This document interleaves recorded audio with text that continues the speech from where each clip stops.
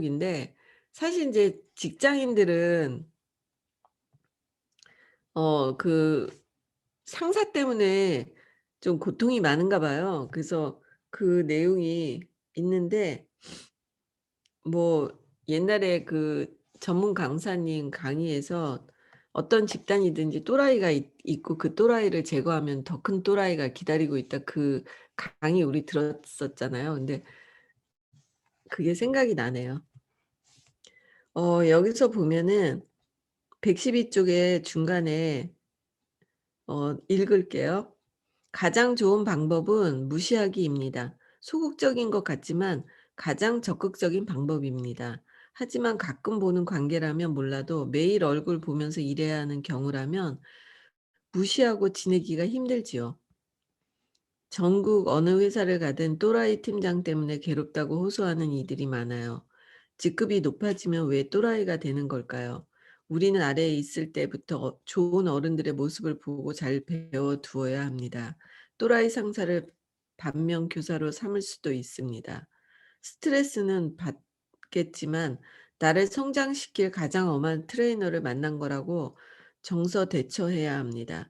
관계로 인한 스트레스 중에서 가장 힘든 경우는 상사와의 갈등입니다.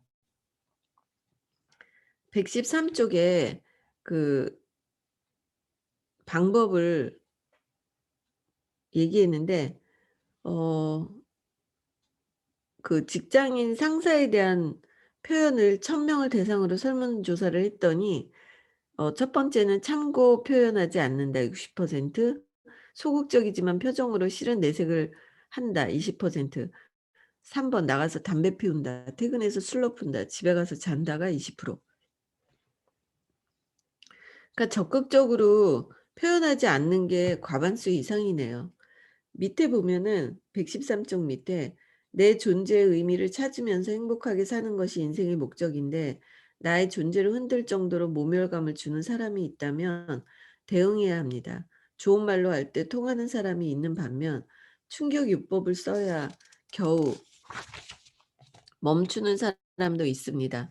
이런 사람은 참아 줄수록 114쪽 위에요. 거기에 줄 치세요. 이런 사람은 참아 줄수록 상대를 바보로 봅니다. 계속 참으면 자기 말이 맞는다고 자만심에 빠져서 한술 더 뜹니다. 모든 사람에게 일괄 적용되는 대인관계 처세술은 없습니다. 사람 봐가며 그 사람에 맞게 대처해야 합니다. 여기 좀 별표인 것 같아요. 어 그 맨 밑에 보면은 이런 사람이 욱하고 올라오는 날이 있을 겁니다. 명심보감이 주는 교훈을 기억하세요. 한순간의 분노를 참으면 오랫동안 근심 걱정해야 할 일을 면하게 된다. 이거 진짜 맞는 말인 것 같아요. 순간만 참으면 되는데 그걸 참지 못하고 얘기했다가 수습하느라고 몇 달 걸릴 때가 있죠. 네. 그래서 그 말은 정말 맞는 것 같고요. 그 밑에 "참을 수 있으면 먼저 참고 경계할 수 있으면 먼저 경계하라. 참지 못하고 경계하지 못하면 일이 커진다." 네. 이거 진짜 맞아요. 참을 수 있으면은 참는 게 참고 경계하고 그러는 게 훨씬 낫다고 저도 생각해요. 뭔가 이렇게 참아야 될 거를 얘기했다가 1년 내내 힘들어질 수도 있죠. 116 쪽에 보면 "매번 트집 잡는 상사 때문에 이직하고 싶어요." 이거는 좀 우리하고는 좀 맞지는 않아요. 우리는 뭐 그런 직장이 아니니까 어 거기 이렇게 박스 속에 보면 116 조 진상 고객은 한 번만 참으면 되니까 참을 수 있고 거래처 사람들은 진상을 부려도 회사 차원에서 대응이 되니까 사사건건 트집 잡고 거짓말하는 상사는 피할 수가 없으니까 못 견디겠습니다. 저는 이 말에 좀 공감하는 게 음 좀 약간 못된 데다가 거짓말까지 해서 이 부정적인 말하고 그리고 험담하는 그런 사람들의 그런 사람들이 있더라고요. 거짓말까지 하면서 험담하는 그런 사람들은 정말 방법이 없어요. 그냥 왕무시해야 돼요. 거기에 절대로 출렁거리면 안 되겠죠? 네. 그리고 언변이 여기 있는데 참 그런 사람이 많은가 보다 싶어요. 중간에 박스 중간에 언변이 어찌나 뛰어난지 그런 거짓말이 제 진심보다 더 설득력이 있습니다. 너무 진짜 저 공감했어요. 어 그러니까 그 상대방이 하는 거짓말이 어찌나 뛰어난지 제가 하는 진심보다 설득력이 있대요. 그럴 때 있잖아요. 진짜 답답해 죽을 것 같을 때. 그런 경우도 있는데 그런 사람들은 좀 환자인 것 같아요. 그래서 그냥 거리를 두고 어 '말을 섞지 않는 게 가장 좋다.' 이렇게 볼 수가 있죠. 117 쪽에 보면 어 뭐 어떻게 대처하는 방법은 먼저 동료들과 함께 이 고민을 공유하세요. 함께 일하는 여러 사람들의 이야기를 들어보면 위로도 받고 내가 생각지 못했던 지혜로운 대응 방법을 찾을 수 있습니다. 네. 괜찮은 것 같아요. 그래서 이 사람은 좀 적극적으로 대처하라는 방법을 이야기하고 있어요. 118 쪽에 위쪽에 보면은 또 그런 말이 있어요. 예의 바르되 무표정으로 눈을 보면서 말해야 합니다. 사람들이 보는 앞에서 말하면 망신당했다는 생각 때문에 오히려 복수의 대상이 됩니다. 이거 되게 중요해요. 그러니까 어떤 말이든지 안 좋은 말은 단체가 있을 때 하면은 안 되잖아요. 그래서 둘이만 있을 때 예의 바르되 무표정한 표정으로 아이 컨택을 하면서 지그시 말하는 게 제일 무서워요. 막 사실 흥분하고 소리 지르는 거는 무서운 게 아니에요. 제가 사실 세상에서 제일 무서워하는 사람이 우리 남편이거든요. 근데 평생을 소리 지르거나 흥분한 걸 본 적이 없어요. 가장 나지막하고 조용한 말로 얘기를 이렇게 한 말 없는 사람이 한 마디 하면 되게 막 무섭더라고요. 그래서 뭔가 아무 짓도 안 했는데 무서워요. 근데 막 흥분하고 소리 지르는 사람들은 지나가고 나면 한 개도 안 무서운 사람이에요. 그쵸? 그래서 그런 사람들은 무서워하지 마세요. 근데 단지 너무 막 무섭게 소리 지르고 그러면 그 순간 그냥 공포감이 있는 거죠. 근데 지날수록 안 무섭죠. 그 사람이 다 털렸으니까. 그쵸? 우리는 털리면 안 되니까 절대적으로 무서워지지 말 무서워지지 말고 소리 지르지 말고 119 쪽에 보면은 어 용기를 내서 직접 부딪혀 보는 방법에 도전했습니다. 결과는 80%가 의외로 성과를 거두었습니다. 더 이상은 만만하게 보지 못하고 오히려 직원의 눈치를 보는 역전 사례가 벌어졌습니다. 그러니까 이렇게 결과를 내려면 소리 지르고 말하는 게 아니라 지그시 둘이만 있을 때 눈을 똑바로 아이 컨택하면서 조용하게 논리적으로 얘기를 해야 되겠죠. 그러면 상대방은 무조건 제압될 수가 있어요. 조용히 천천히 말해야 돼요. 사실은 어떻게 보면은 우리 같이 이런 일을 하는 사람들에게는 정말 중요한 덕목이 흥분하지 않아야 돼요. 흥분하지 않아야 되고 감정을 보이면 안 되잖아요. 특히 파트너 앞에서. 물론 저도 노력 중이에요. 근데 태생이 제가 약간 흥분하지 않는 태생이라는 게 또 도움은 많이 됐어요. 이 사업에서 제가 원래 흥분을 안 하거든요. 근데 그런 태생적으로 흥분하는 게 더 저한테는 어려운 거거든요. 근데 잘 생각해 보세요. 우리가 나무예요. 우리가 나무인데 우리한테는 많은 사람들이 필요하잖아요. 많은 사람들이 필요한데 그 많은 사람들을 남기려면 최대한으로 제일 중요한 거는 나무인데 그래서 제가 미라클 트리잖아요. 석세스 트리던 트리잖아요. 저는 나무 같은 인간이어야 된다고 생각해서 그런 거거든요. 어렸을 때서부터 그냥 나무가 멋져 보였어요. 그래서 '나무 같은 사람이 되면 멋있겠다.' 이렇게 생각을 했어요, 그냥 동화 속에서 제가 어릴 때. 그래서 저는 나무를 엄청 많이 생각을 하는데 그 내가 나무예요. 근데 나무인데 이 나무에 새가 많이 와서 놀다 가야 되잖아. 그쵸? 그러면 이 나무는 항상 바람이 불기 때문에 흔들리긴 하죠. 흔들리는데 많이 흔들리는 가지에는 새가 오지 않아요. 그쵸? 그래서 그 뿌리가 정확하고 정확하게 그 중심축은 흔들리지 않고 끝에 가지가 흔들리잖아요. 그러니까 새들이 집을 지을 때 그 중심축 있는 흔들리지 않는 고 부분에다가 둥지를 틀잖아요. 그래서 내가 나무인데 내 나무라는 나라는 나무가 흔들림이 보이지 않고 안정감이 보이면 새들이 다 날라와서 앉아서 거기서 놀죠. 그렇게 만들어야지 이게 그룹이 완성이 되잖아요. 근데 이 나무가 맨날 그냥 막 흔들리고 나무가 무섭게 흔들리고 막 감정이 보이면 무섭게 흔들리잖아요. 그러면 그 나무에는 점점 새들이 떠난다는 거예요. 그게 되게 중요해요. 그다음에 120 쪽에 너무 독특한 동료 때문에 불편해요.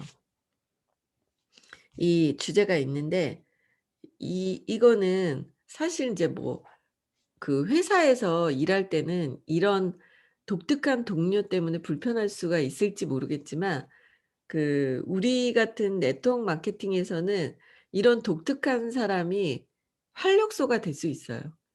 다 다른 사람이 우리는 무조건 많이 들어와야 되잖아요. 입사가 많아야 되잖아요. 입사가 많으려면 독특한 사람들이 많잖아요. 그러면 그와 비슷한 사람들은 그 비슷한 사람이 있는 걸 보고 안심하고 오거든요. 이해가 되세요? 그래서 나 같은 사람만 있으면 큰일 난다는 거죠. 정말로 다 다른 사람들이 많은 그룹이 됐을 때 그 그룹은 500 명, 1000 명이 될 수 있어요. 그래서 다른 사람 나와 정말 다른 사람들이 여기선 꼭 필요해요.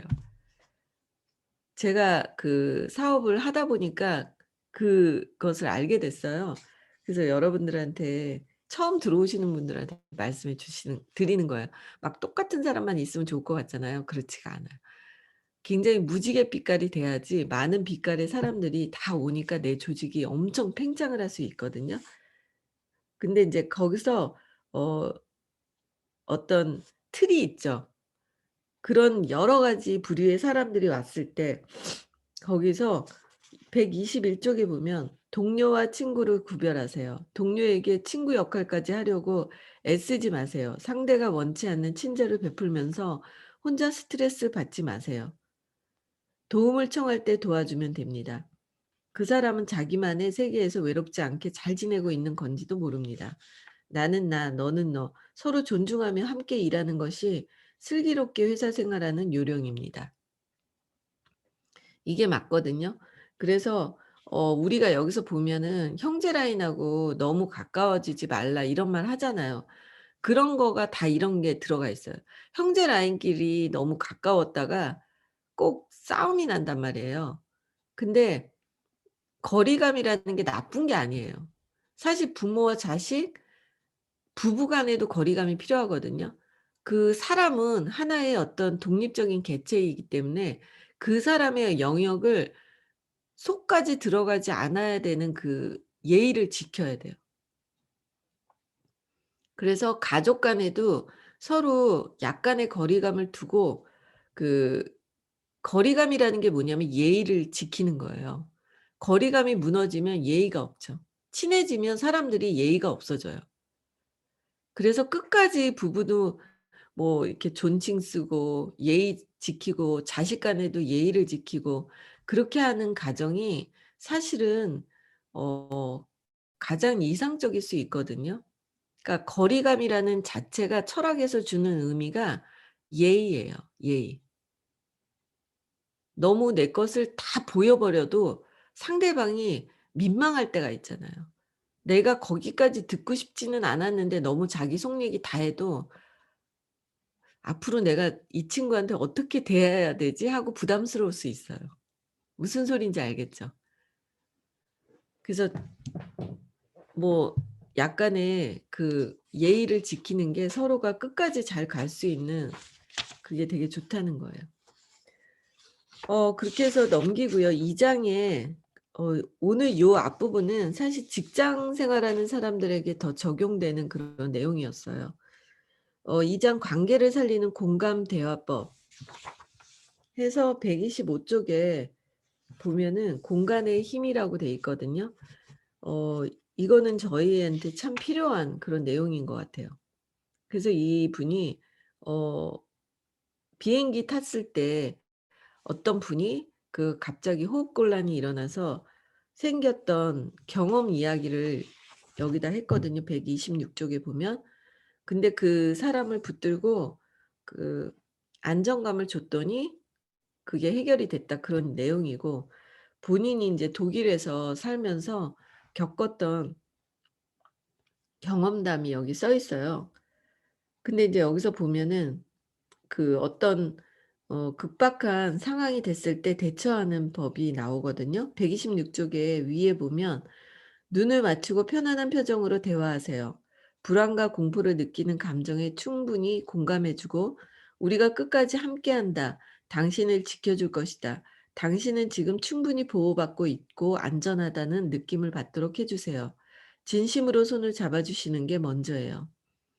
그다음에 약이 필요하면 주세요." 그니까 사실은 그 사람 하나가 사람을 살릴 수 있다 그런 내용인데 정말 맞다고 저도 봐요. 그 손을 잡아 줬을 때 굉장히 그 느낌이 좋거든요. 그래서 어떻게 보면은 이 손바닥 요 안쪽 있잖아요. 여기가 심장이래요, 그 사람의 심장. 그래서 우리가 그 사람을 만났을 때 이렇게 악수를 할 때 손을 다 이렇게 다 잡고 이렇게 딱 이렇게 악수하는 거 있잖아요. 이렇게 딱 잡는 거. 이렇게 잡는 거는 심장과 심장이 만나는 거래요. 그래서 처음 만난 사람한테 그렇게 악수를 못 해요. 처음 만난 사람한테 "아 안녕하세요." 이렇게 하거든요. 그래서 그 이 마음을 준다는 거래요. 악수를 해도 이게 이렇게 다 만나는 거는 진짜 마음으로 속마음까지 이렇게 주는 그런 따뜻한 악수라고 이야기하더라고요. 그래서 사실은 인제 우리가 갈바닉 같은 거 할 때 그 다른 사람을 터치를 해야지 갈바닉 하잖아요.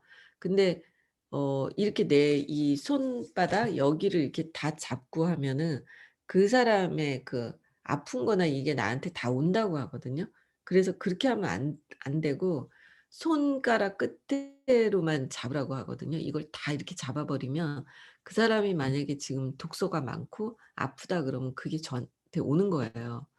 그래서 어 그런 부분 이야기가 있는데 그것처럼 이렇게 정말 꽉 잡아 줬을 때 마음으로 전달이 되는 그런 부분이 진짜 있다는 걸 저도 느낀 적이 있어요.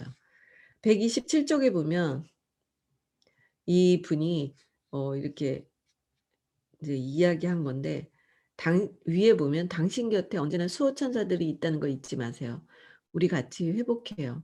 저는 공감의 힘이 얼마나 강력한지 몸으로 배운 경험이 있어요." 하면서 자기가 인제 독일에서 경험했던 거 그 이야기가 써 있어요. 맨 밑에 보면 "공감은 죽어가는 사람도 살릴 수 있겠다는 걸 몸으로 체험한 날이었습니다." 거기에 별표 2개 해 주세요. 그다음에 129 쪽에 이제 이 플라시보 효과에 대해서 나와 있어요. 그래서 어 그 이야기가 나와 있는데 자기가 독일에 있을 때 그 신경 안정제가 자기 선배가 매일 줬는데 나중에 집으로 한국으로 오기 위해서 그 약을 이제 많이 사 가고 가려고 했더니 그 약은 가짜 약이었다는 거죠. 그냥 멀티비타민. 그 이야기가 여기 써 있어요. 129 쪽에 줄 칠게요. 멀티비타민 플라시보 효과의 위력을 깨닫게 된 순간이었어요. 가짜 항우울제인 멀티비타민을 먹고 저의 우울증이 나은 건 믿음의 정신과 신체에 끼치는 영향력을 보여준 사례입니다. 나를 낫게 할 약이라고 믿고 복용할 때 뇌가 정신과 신체에 영향을 끼친 거죠. "걱정 마. 난 내 심정 공감해. 난 많이 좋아지고 있어. 우리 같이 회복하자." 진심 어린 공감에 나는 마음이 안정되고 그의 말을 무조건 믿을 수 있었습니다. 공감이 불러오는 플라시보 효과는 고통을 사라지게 만드는 힘이 있었습니다. 플라시보, 나는 즐거워질 것이다라는 뜻을 가진 라틴어입니다. 심리학에서는 고통을 가라앉힌다는 의미로 사용합니다. 환자에게 가짜 약제를 처방해도 치료 효과가 나타나는 경우가 많습니다. 가짜 약을 진짜 치료약으로 알고 복용한 환자에게 나타나는 치료 효과는 의외로 놀랍습니다. 여기 별표 3개예요. 그리고 이제 그다음에 130쪽에 보면은 항우울제의 효능이 떨어지는 게 아니라 약물에 대한 심리적 믿음이 효과를 창출한 것입니다. 플라시보 효과는 효과를 믿는 사람들에게 집중적으로 일어난다는 연구 결과도 있습니다. 음 그래서 플라시보 효과에 대한 이야기가 있어요. 그 밑에 보면 심리학자 칼 로저스는 따뜻한 수용, 돌봄, 무조건적인 존중이 심리치료의 필수 요소라고 합니다. 한 단어로 줄이면 공감입니다. 심리치료의 핵심은 공감입니다. 공감은 생각보다 힘이 강렬합니다. 희망을 잃은 생명도 살리고 멀어진 관계도 다시 있습니다. 공감하는 대화의 기술. 131쪽 중간에부터 줄 칠게요. 먼저 상대의 이야기를 잘 들어주는 연습을 해야 합니다. 말하기는 쉬운데 잘 들어주기란 참 어렵죠. 공감이란 나의 마음을 통해서 상대의 마음을 헤아리는 거예요. 상대의 눈을 바라보고 고개를 끄덕여주고 손을 잡아주는 것. 공감은 말이 아닌 행동에서 시작됩니다. 상대의 아픈 마음에 공감해 주는 것부터 시작해야 해요. 말로 위로하려 애쓰지 말고 함부로 조언하지 말고 설득하지 말아야 해요. 나이가 많다고 옳은 조언을 하는 것은 아니에요. 감정을 구체적으로 털어놓을 수 있도록 분위기를 만들어주고 잘 들어주면 됩니다. 마음 그릇에 슬픔과 분노 같은 부정적인 감정들이 꽉 차 있으면 긍정적인 감정들은 담길 자리가 없거든요. 같은 일을 겪더라도 마음 그릇이 작은 사람일수록 더 아프기 때문에 그들의 말을 잘 들어주면서 부정적인 감정들을 빨리 비워낼 수 있도록 도와줘야 합니다. 그래야 편안함, 즐거움 같은 긍정적인 감정이 새로 담길 자리가 생기니까요. 충고나 흉계를 멈출 때 고통이 시작됩니다. 타인과 공감하는 대화를 하려면 다음 4가지를 기억하세요. 그러니까 이 131쪽과 132쪽까지는 다 별표예요. 상대의 다른 점을 인정하고 다른 삶을 이해한다. 상대의 감정을 포착하고 존중하고 배려한다. 상대의 마음 문을 열어야 말문도 열린다. 감정 소통이 의사소통이다. 공감은 상대의 다른 점을 인정하고 그의 삶을 이해하는 것에서 시작합니다. 상대의 감정을 존중하고 배려할 때 마음의 문이 열립니다. 감정이 통해야 말이 통합니다. 그리고 인제 재소자들의 이야기가 있는데 재소자들이 공감 능력이 없대요. 거기서 보면은 여기서 되게 음 이야기 중에 좀 흥미로운 것은 131쪽 맨 밑에 보면 같은 일을 겪더라도 마음 그릇이 작은 사람일수록 더 고통스러워한대요. 그러니까 굉장히 그 감정 고통이 극심하게 잘 느끼는 사람들은 자기가 그릇이 작다고 느끼면 돼요.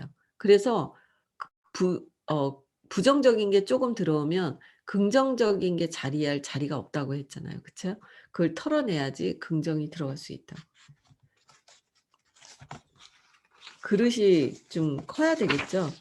그리고 134쪽에 맨 위에 보면 또 중요한 말이 나와요. 초지능 시대에도 AI가 끝내 인간을 초월할 수 없는 능력은 바로 공감 능력입니다.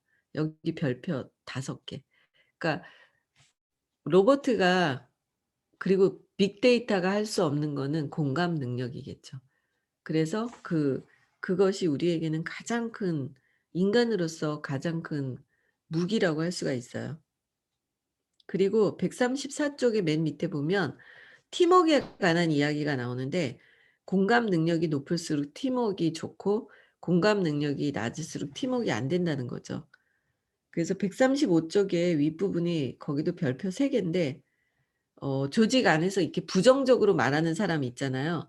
그런 사람이 뭔가 논리적으로 막 이렇게 얘기를 하면 똑똑해 보이잖아요. 그치만 그거는 그 어떤 단체의 일에 대해서 안 좋은 거를 막 이렇게 얘기하는 사람은 똑똑해 보이죠. 근데 그 사람은 어 부정적인 말을 한 거기 때문에 그 사람은 '팀웍을 만들기가 어려운 사람이다.'라는 이야기가 나와요.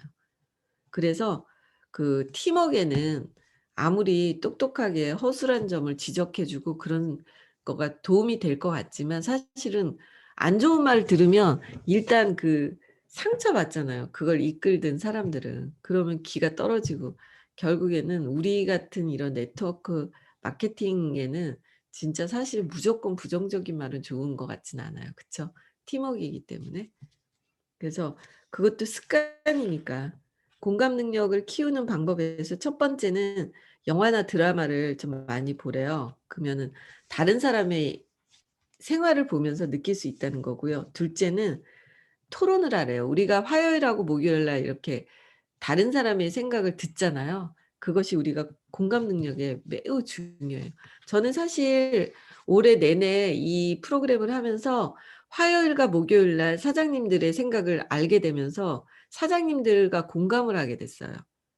굉장히 좋은 시간이었던 것 같아요. 세 번째는 말을 줄이고 경청하래요. 근데 우리가 이 프로그램에서 다른 사람이 스피치할 때 다 말을 입을 막고 있잖아요. 이거 진짜 여기서 되게 경청하는 거를 많이 배웠던 그 시기였던 것 같습니다. 어 미라클 트리에서 이 북미팅을 하면서 이 줌 미팅에서 특징은 한 사람이 스피치할 때 다 이 마이크 잠궜잖아요. 여기서 경청의 힘을 듣는 것 같아요. 다른 요일 날 각자 다 경청 다른 사람이 말할 때 끄잖아요. 저도 마찬가지고요. 그러면서 여기서 경청을 들었던 것 같습니다. 네. 어 공감할 수 있는 굉장히 좋은 프로그램이 아니었나 그렇게 생각을 해요. 어 일단 단체 사진 찍을게요. 자 여러분들 얼굴을 켜 주세요. 단체 사진이에요. 네. 하나 둘 셋. 하나 둘 셋. 네. 우리 그 플라시보 효과라는 거 너무 알잖아요. 근데 진짜 그거는 원래 심리학에 있는 학문이었는데 지금은 의학과 과학으로 왔어요. 그게 과학적으로 증명이 됐기 때문인 거죠. 그래서 우리가 먹는 영양제도 '내가 젊어질 거야.' 하고 먹는 사람과 '이게 젊어지겠어?' 그러고 먹는 사람은 결과가 너무 다른 거죠. TR19는 정말 그럴 것 같습니다. 그리고 플라시보의 반대말이 있어요. 노시보 효과라고 하거든요. 의학적인 용어가 됐는데 그 노시보 효과도 인증을 받았어요. 그게 뭐냐면 진짜 그 영양제를 주는데 그게 별로 안 좋은 거라고 말하면서 주는 거예요. 그랬는데 결과적으로 그 병이 악화돼요. 그것도 증명됐어요. 그러니까 정말 어떻게 보면 이게 단지 몸이 아파지고 안 아파지고의 문제가 아니라 정말 인생 전반에 걸쳐서 우리가 생각하게 되는 그 부정적인 말, 긍정적인 말이 엄청난 결과를 초래한다는 거예요. 그래서 우리가 이 사업도 그렇잖아요. '나는 내년에 진짜 될 거야. 나는 1,000,000 원을 벌 거야.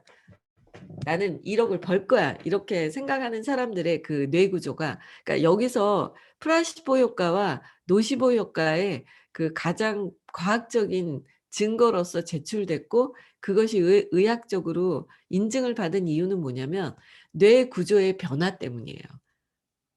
뇌 구조. 그래서 그 약간 그냥 멀티비타민을 줬는데 이게 항암제예요. 그리고 먹인 거예요. 그리고 뇌 구조를 찍어요. 근데 거기에서 뇌의 변화가 일어나는 거예요. 그래서 이것을 인증하게 된 거예요. 그냥 뭐 "좋아졌습니다." 그래서 된 게 아니라 어 측자핵이라는 그 뇌의 어떤 좌측에 있는 측자핵이라는 부분이 있는데 그게 그 부분이 불이 들어오고 그 부분이 면역을 키우고 이렇게 하는 여러 가지 역할을 하거든요. 근데 그 뇌가 활성화가 되고 불이 들어와요. 그래서 그냥 멀티비타민을 줬는데 그런 변화가 생긴 거죠. 그래서 반대로 부정적인 말을 하잖아요. 부정적인 말을 하면 그 반대로 또 그 뇌가 죽는다는 거죠. 그렇기 때문에 우리가 정말로 부정적인 말은 하면 안 되겠다. 그래서 쓸데없이 왜 중요하지도 않은 거 갖고 부정적인 말 하게 되는 거 있잖아요. 뭐 그냥 뭐 물건 갖고 "이 옷 이 옷은 좀 질이 안 좋은 것 같지 않아?" 뭐 이런 말 하는 자체도 그쵸. 부정적인 말이잖아요. 그러니까 아주 쓸데없는 거 갖고 내 뇌에다가 부정적인 거 집어넣고 내 뇌가 좋은 거를 넣을 수 있는 자리를 없애버리는 거죠. 내 뇌에 그 사람의 그릇에 한정된 양이 있는데 거기에 들어올 수 있는 단어를 부정으로 내가 만들어 버리면 좋은 말을 강의를 들어도 그게 들어올 자리가 없다는 거예요. 그래서 우리는 아무튼 어 이 플라시보 효과, 노시보 효과를 절대 잊지 마시고 오늘 하루도 긍정적인 생각을 하시고 그리고 내 몸은 건강하고 내 세포는 정말 우리는 이렇게 좋은 약을 먹는데 아플 수가 없죠. 그래서 건강한 하루가 되도록 긍정적인 하루 되시기를 바라겠고요. 다음 주 월요일 날 그 하루 원데이 하잖아요, 부스트. 일 주일 남았거든요. 일 주일 동안 5 개의 쿠폰은 난 다